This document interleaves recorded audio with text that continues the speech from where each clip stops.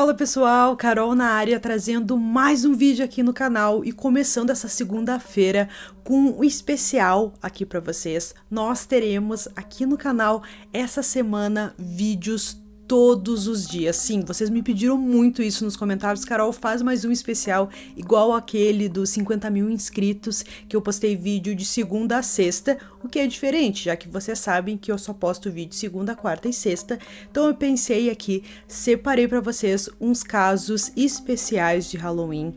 Já, né, nós estamos nessa semana de Halloween, tá bem pertinho, e eu pensei, por que não fazer um especial? Se eu não me engano, um dos inscritos até deu essa dica: Carol, faz um especial de Halloween e tal.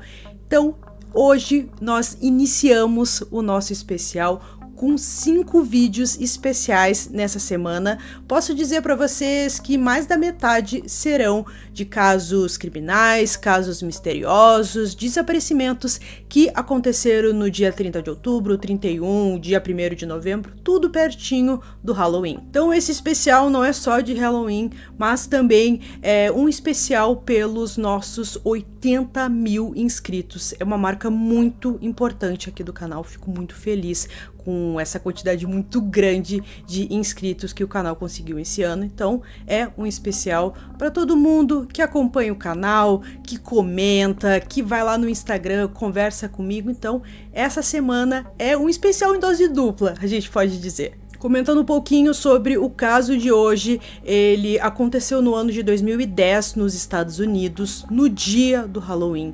E foi assim, eu posso dizer para vocês, um crime muito brutal e que quando a polícia finalmente descobriu quem fez aquilo, eles ficaram até bem surpresos com o resultado daquele crime. Se você se interessa pelo conteúdo de casos criminais resolvidos, casos criminais em abertos, um mistério, eu convido você a se inscrever aqui no canal. Todas as semanas eu trago esse tipo de conteúdo. Se inscreve no canal, deixa o like no vídeo, ativa o sininho de notificações e também me segue lá no Instagram do Horror em Dobro. Então bora vir comigo que hoje nós vamos conhecer o caso da família Lisk.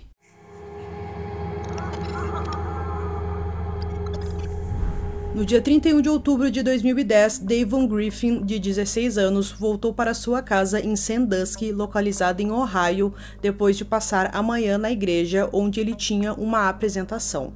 Perto da 1h30 da tarde, ele chegou em casa e percebeu que tudo estava silencioso demais. Ele pensou que sua família estava dormindo ainda, mas isso era bem incomum, já que eles nunca dormiam até tão tarde. Ele deu uma volta na casa, mas não encontrou ninguém, então decidiu ir até o quarto do casal, onde estavam a sua mãe, chamada Susan Lisk, de 46 anos, e o seu padrasto, chamado William Lisk, de 53 anos. A cena que ele encontrou era a sua mãe e o seu padrasto com o edredom tapando o topo da cabeça. Ele achou aquilo um pouco estranho, mas começou a conversar com a sua mãe, só que ela simplesmente não respondia.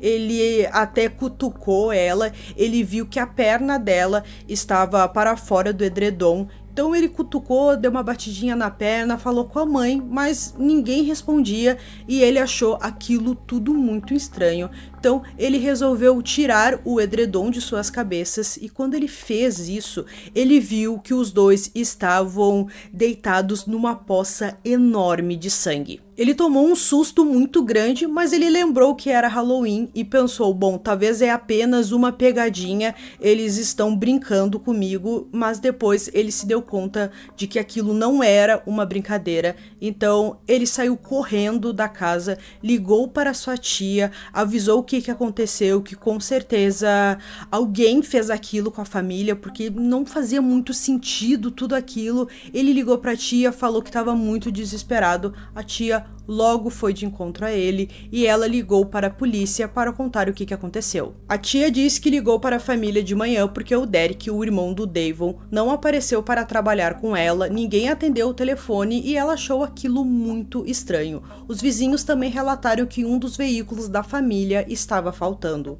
Com a chegada da polícia, eles foram até o quarto no andar de cima que pertencia ao Derek, que estava com 23 anos no momento do crime. Seu corpo foi encontrado enrolado em um cobertor e depois de exames foi dito que Susan foi abusada sexualmente e depois foi baleada 3 vezes a queima-roupa. Já o William levou 5 tiros na cabeça e o Derek morreu devido a um traumatismo contuso e morreu minutos após o primeiro golpe. Os investigadores encontraram um martelo ensanguentado na casa e também pegadas na lama perto do lago que ficava na propriedade da família. A polícia sugeriu que a arma usada no crime foi descartada no lago. Eles drenaram, mas nada foi encontrado. O garoto disse à polícia que a família tinha várias armas em casa e provavelmente alguma delas foi utilizada no crime. O xerife responsável pelo caso disse que não houve evidências aparentes de luta na cena do crime e os 3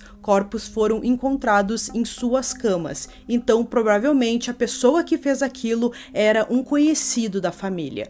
William B.J. Lisk Jr., de 24 anos e filho de William Lisk, foi imediatamente identificado como principal suspeito do caso. O Devon, ele não sabia quais foram os últimos passos dos seus familiares, porque ele não passou a noite anterior ao crime em sua casa. Ele estava com seu pai biológico, ele passou a noite por lá e ele só foi para casa no domingo de manhã porque ele precisava de algumas roupas que ele usou na sua apresentação da igreja. Então, quando ele foi para casa cedo, ele apenas entrou, pegou suas roupas e viu que o BJ estava lá, que é o filho do William.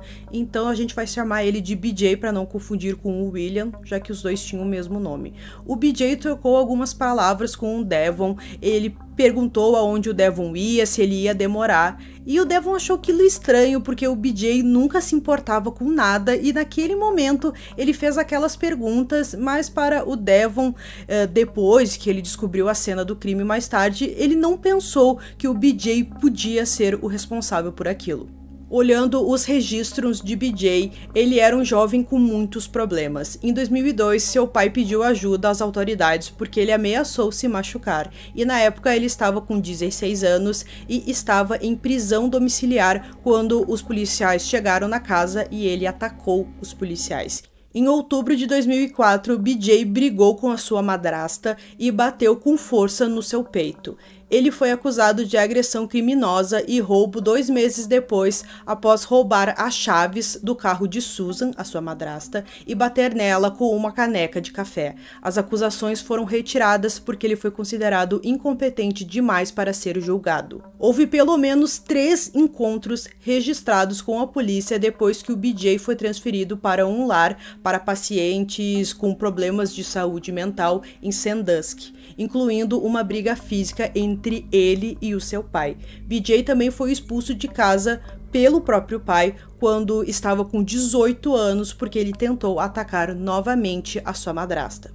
BJ não gostava da Susan porque ela tentou impor ordem na casa e ele não aceitava isso. O seu pai se casou com a Susan no ano de 2001. Mesmo com tantas brigas e discussões, o William nunca desistiu do seu filho e no ano de 2007 ele foi hospitalizado e foi diagnosticado com transtorno bipolar. Na semana anterior aos assassinatos, o William tirou férias e decidiu caçar cervos junto com BJ.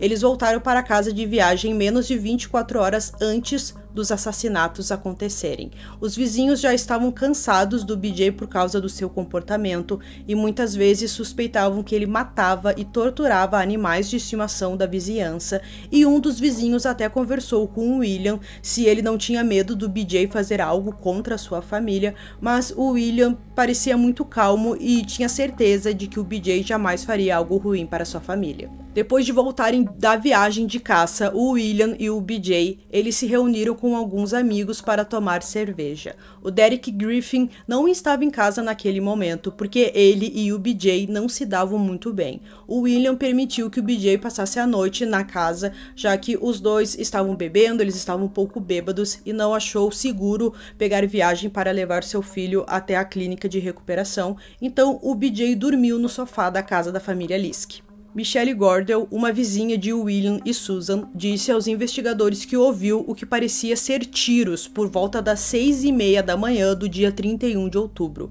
Depois do encontro de Devon com BJ na manhã seguinte, BJ pegou o carro da família e foi para a cabana de caça de onde ele e o pai tinham acabado de voltar.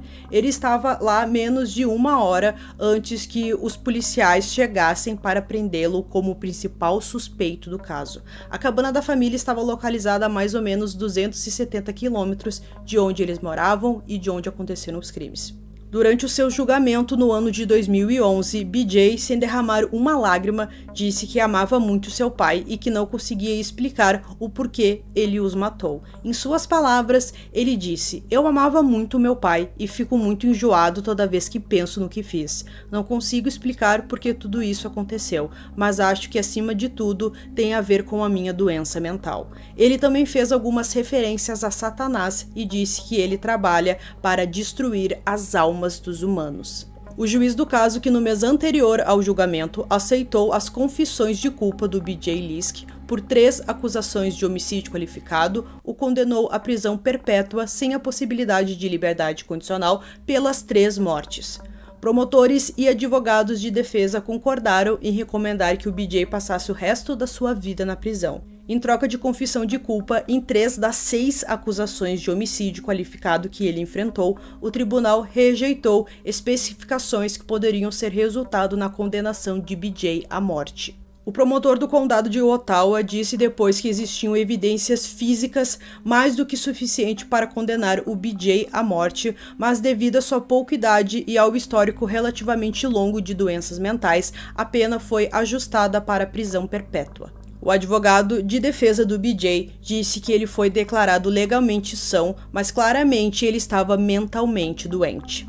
A gente não sabe o verdadeiro motivo por trás desse crime tão brutal, mas sabemos que o BJ fazia um tratamento, ele tomava medicações para os seus problemas mentais, só que a gente sabe também que ele ingeriu álcool naquela noite. A gente não sabe se a mistura do medicamento com o álcool deu algum problema ou se ele interrompeu o seu uso ali da medicação para tomar o álcool, então ficou ali um mistério. A gente não sabe realmente o que aconteceu, se aconteceu alguma discussão, alguma coisa que fez com que ele tivesse esse comportamento e matasse todos, ou se foi algo que aconteceu do nada. Durante o julgamento foi explicado que primeiro ele espancou seu meio-irmão e depois ele foi até o quarto do seu pai e da sua madrasta.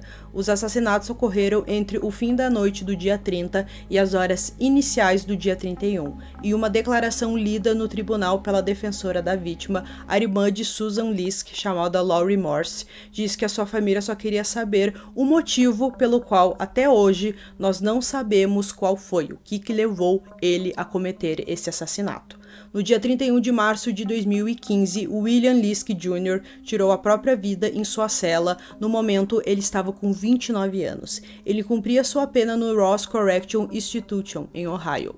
Então, pessoal, concluindo aqui esse nosso primeiro caso especial que aconteceu no Halloween, foi algo assim muito brutal. Até o coitado do Devon pensou que era uma brincadeira, uma piadinha, porque ele não conseguia acreditar que aquilo estava realmente acontecendo. E o pior foi o seu meio-irmão que fez tudo aquilo. A gente viu que ele tinha vários problemas. O pai, o William, ele tentou diversas vezes fazer o possível pelo filho, ele não abandonou o garoto, mesmo com todos esses problemas que ele tinha. Ele colocou o garoto numa clínica, assim, para ele ter um tratamento, para ele poder conviver da melhor forma possível com todos, mas infelizmente o resultado disso não foi bom. O garoto não se recuperou, ele não apresentou nenhuma melhora. Também teve o uso do álcool, que provavelmente teve alguma influência naquele comportamento dele naquela noite. É um caso muito triste que aconteceu, assim, a gente viu várias evidências de que algo estava muito errado